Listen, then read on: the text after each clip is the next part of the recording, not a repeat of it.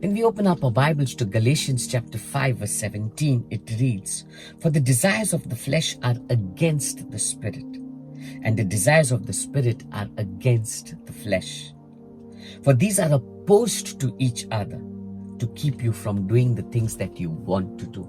The flesh is opposed to the Spirit, and the Spirit is opposed to the flesh.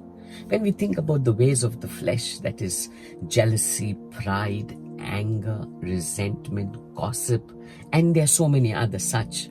They are opposed to the ways of the Spirit. Why? The Spirit speaks about forgiveness. The Holy Spirit will always lead you to live a life of love, of gentleness, understanding the other.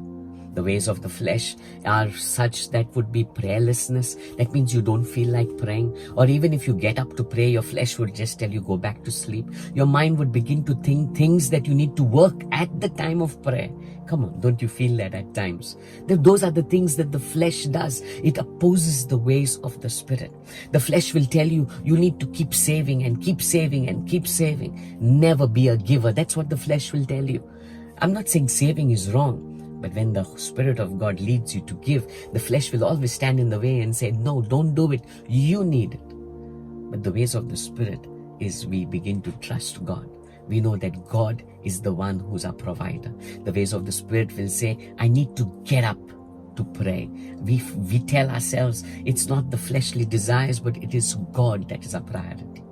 That's why when we open up our Bibles to Matthew 16, Jesus says, "Blessed are you, Simon Bar-Jonah, for flesh and blood has not revealed this to you." That means if we begin to walk according to the ways of the flesh, we will never begin to get revelations from God. We will never begin to know the ways of God. We will never have intimacy with God. You want to grow in God, then you need to learn to crucify or die to the ways of the flesh. I want to encourage you. If you want to grow in God, you need to crush the ways of the flesh. Say no to the things that your flesh leads you into and say yes to the things of God. The flesh will constantly speak into your life to move contrary to God. And that's why dying to self is a daily process. Daily we get up and say no to the ways of the world, the ways of the flesh. And we say yes to the ways of God, satisfying the spirit man rather than the flesh man. So I want to encourage you. You need to understand this. The flesh opposes the Spirit, and the Spirit opposes the flesh. If you want to grow in God, you need to learn to die to the ways of the flesh.